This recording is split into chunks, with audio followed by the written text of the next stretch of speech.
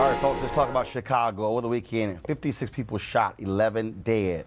Another deadly weekend, including the 14th child, a 12-year-old or younger, to be shot so far this year. 10-year-old Gustavo Garcia was fatally shot in the back while riding in an SUV with his stepfather and another man late Friday night. Police said a gray sedan pulled up next to the vehicle and someone in the car opened fire. Some victims were walking, riding in or driving cars, or just standing on sidewalks. The 31-year-old man was shot and seriously wounded while standing outside of Mount Sinai Hospital, forcing the facility to close its entrance for a time. He was among more than half of the people wounded or killed during an 18-hour period between Saturday night and Sunday morning. Family and friends came to mourn 58-year-old Willie Cooper, a neighborhood community leader. He was shot in broad daylight Saturday afternoon across the street from Lily Dale Outreach Workers for a Better Community. That's the nonprofit agency Cooper ran that provides jobs to teens. Police say an assault weapon was used in the killing. For many in the neighborhood, it was too much to lose someone who dedicated his life to doing good. People are just so cold-hearted. How could you just take somebody's life? He helped everybody. I just don't understand. Joining us via Skype from Chicago is a man he had known since he was a child, Dr. Donovan Price of the citywide prayer initiative, Pray Chicago. Donovan, glad to have you on the show.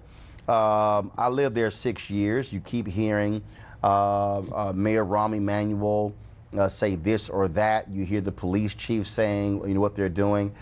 What I simply don't understand is how in the world city officials cannot get a handle on what's going on in Chicago. I think it's unfortunate, Roland, and thank you for having me. I think it's unfortunate, but a great deal of that is due to the community's code of silence. At some of the scenes, I'm a first responder, so I'm at the scenes, and I hear people around talking about, yes, it was this, or yes, it was that. It was an AR-15. They got out of the car, and they did this or they did that. And then I see the police come and ask them, and they're like, well, no, we don't know. We didn't see anything.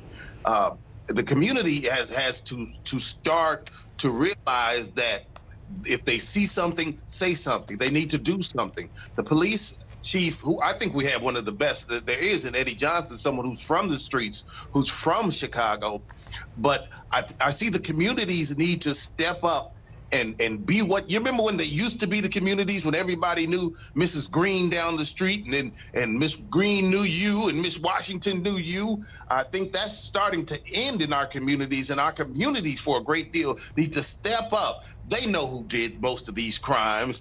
That person that lives down the street, them Johnson boys, them Davis boys, or whoever the case may be in that house down the street, there's been a problem. And so the community needs to step up a great deal and work alongside of the officers, the detectives, or whoever is trying to help. The community needs to open up more. So the question is, how then does that happen?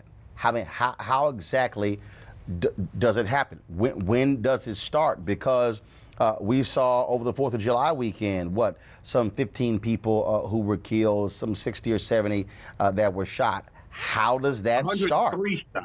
103 shots. Yes, 103 shots. It starts a great deal simply by forming block clubs, by going neighbor to neighbor, door to door. I've seen some blocks that have phone chains, that have, of course, the old school block clubs, never hurt, that meet.